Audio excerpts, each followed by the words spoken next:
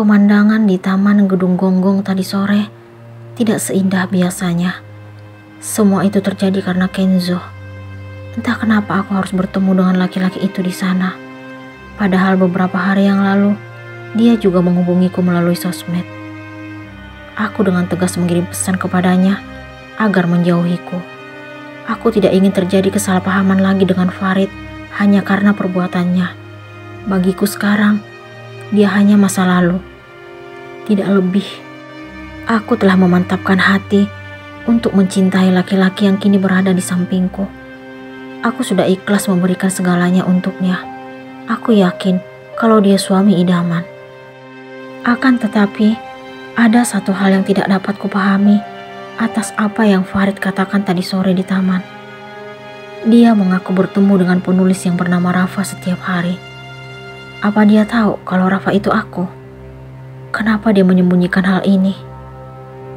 Kok diam aja sayang? Jangan bilang lagi mikirin orang yang baru ketemu dengan kita tadi di taman. Bukan Farid namanya, kalau tidak membuatku kesal.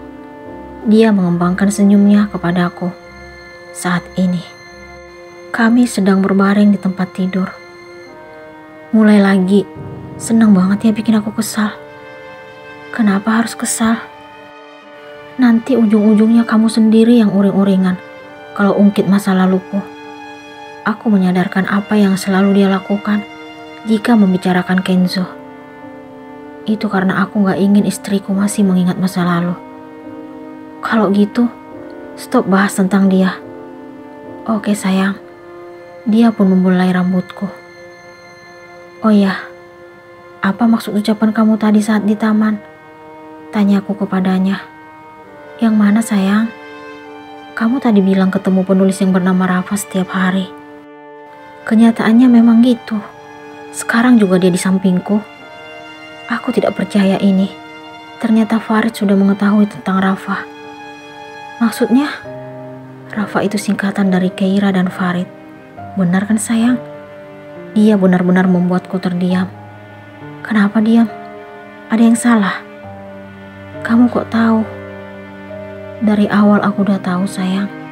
Jadi, jangan bilang kalau aku baru mencari keberadaanmu setelah menebak kehamilanmu. Itu gak benar. Walaupun hatiku sakit setelah melihatmu berpelukan dengan Kenzo, aku gak mungkin melupakanmu. Aku udah pernah bilang kalau kamu akan tetap menjadi istriku selamanya. Aku sangat terharu mendengar penjelasan Farid. Ternyata selama ini aku salah menilai dirinya. Padahal aku selalu berpikir kalau dia hanya peduli kepada calon anak kami. Sungguh, aku benar-benar merasa bersalah. Kamu boleh tanya Mami kalau kamu masih tetap gak percaya. Kenapa kamu baru ngomong sekarang? Aku tidak perlu meyakinkan dirimu agar percaya sepenuhnya padaku. Aku ingin waktu yang menjawabnya. Kamu ternyata bisa romantis juga. Sikap egois kamu tiba-tiba hilang ya. Aku mengusap pipinya. Aku mampu melakukan apapun demi seorang Keira Larasati alias Rafa. Dia tersenyum lalu mendaratkan ciuman di dahiku. Wow, kamu bisa gombal juga. Aku mengoloknya. Makin berani ya sama suami sendiri. Dia mencubit pipiku.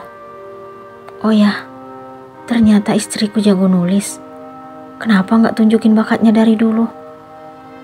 Pengen kasih kejutan aja. Pantas aja masa lalu kamu susah move on. Ternyata cewek yang dia suka banyak kelebihannya. Gak hanya cantik, tapi juga penulis. Farid selalu saja mengungkit masa lalu. Heran. Ternyata aku cantik ya. Aku mencoba mengalihkan pembicaraan supaya dia tidak mengingat Kenzo. Kalau gak cantik, gak mungkin aku tergila-gila. Tergila-gila tapi nyakitin. Karena aku kesal lihat wajah kamu saat awal pernikahan. Kelihatan banget terpaksa nikah dengan cowok setampan aku. Padahal masih kalah jauh dari Kenzo. Mulai lagi deh. Aku pun membalikkan badan membelakanginya. Laki-laki yang berstatus sebagai suamiku tersebut langsung mendekapku. Dia membisikkan sesuatu yang membuatku tidak mampu menolaknya. Dia meminta haknya sebagai seorang suami. Aku pun menjalankan kewajiban sebagai istri dengan ikhlas.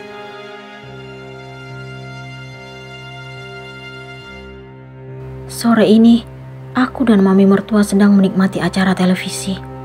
Aku sangat bahagia karena dapat tertawa bersama wanita parubaya itu. Beliau mertua idaman karena selalu memberikan yang terbaik untukku. Walaupun saat itu dia tidak dapat mencegah Farid agar tidak mengusirku dari rumah ini. Farid anak kesayangan mami mertua. Dia selalu memanjakan laki-laki itu sejak kecil. Aku mengetahuinya dari Kak Ratu. Oleh karena itu, saat Farid mengusirku karena kesalahpahaman dengan Kenzo, mami mertua tidak mampu membujuk anaknya tersebut. Aku tidak pernah merasa kesal kepada mami mertua, walaupun dirinya tidak dapat mencegah Farid kala itu. Aku yang baru mengenal putra tunggalnya tersebut sangat paham dengan sikapnya, egois dan keras kepala. Akan tetapi, Farid memiliki sisi yang berbeda setelah hampir setahun mengenalnya. Dia juga mampu bersikap mesra kepada wanita yang telah dia nikahi. Dia juga berhasil membuat hati ini luluh hingga memberikan cinta tulusku hanya untuknya. Mami bahagia melihat kemesraan kamu dan Farid.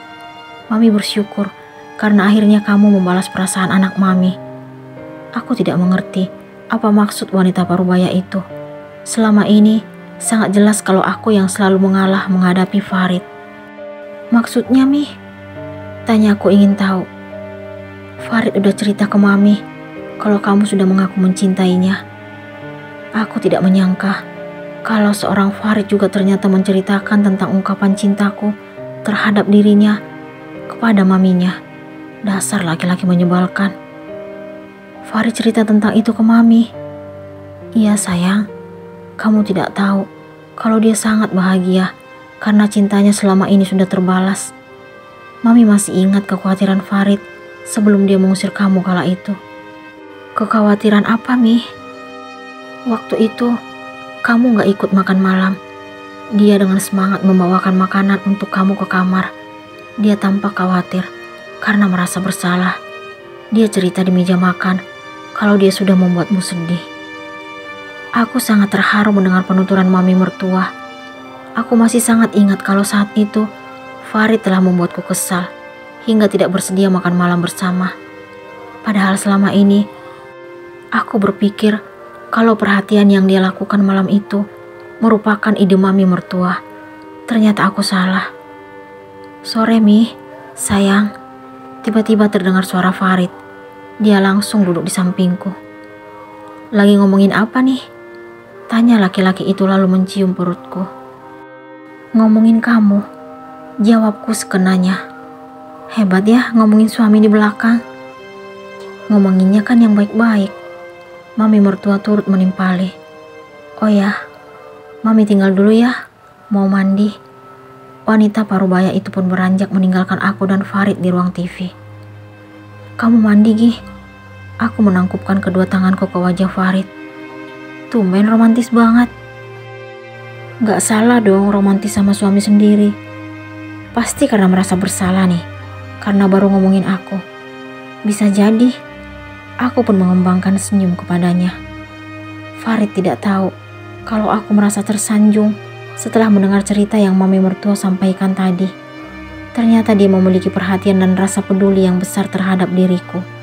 Selama ini, aku sering salah menilainya.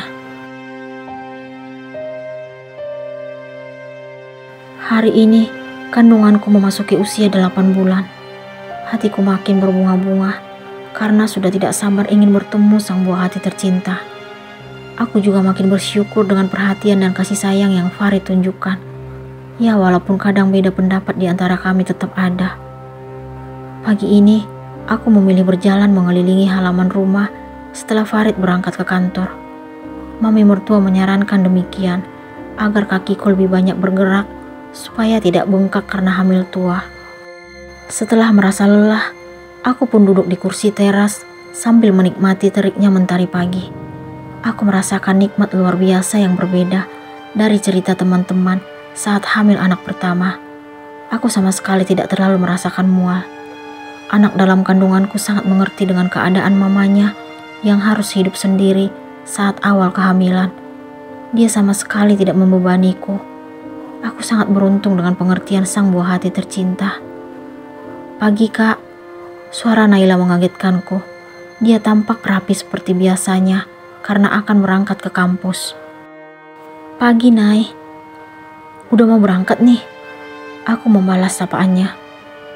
Iya, Kak. Dia pun duduk di sampingku. Lagi nunggu seseorang ya? Tanya aku penasaran karena melihat dirinya tidak langsung menuju garasi. Iya, Kak. Aku gak bawa kendaraan sendiri hari ini. Nunggu siapa? Nunggu teman, Kak. Itu dia udah datang. Dia menunjuk ke arah mobil yang berhenti di depan teras. Aku sangat terkejut melihat sosok yang keluar dari kendaraan roda 4 tersebut. Dia Kenzo. Sejak kapan laki-laki itu mengenal Naila?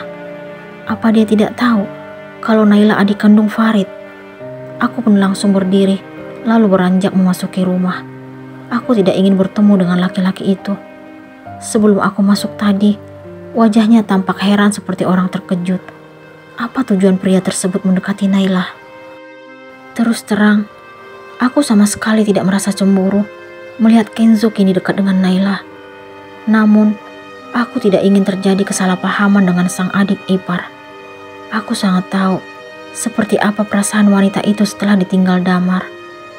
Tidak masalah jika Naila ingin melupakan masa lalu dan membuka hati untuk yang baru.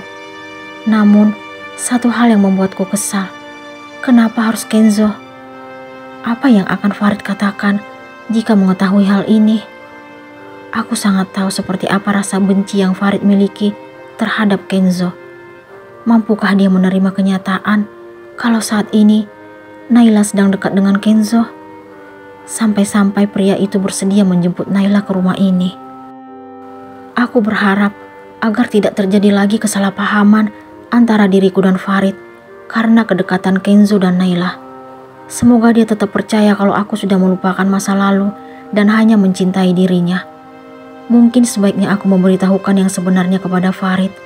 Semoga dia tidak terkejut mendengar kenyataan ini dan menerima keputusan adiknya. Aku tidak ingin menghalangi kedekatan Naila dan Kenzo karena yang terpenting adalah melihat dia bahagia. Semoga tidak ada maksud terselubung Kenzo terhadap Naila. Apakah Kenzo memiliki maksud lain untuk mendekati Naila?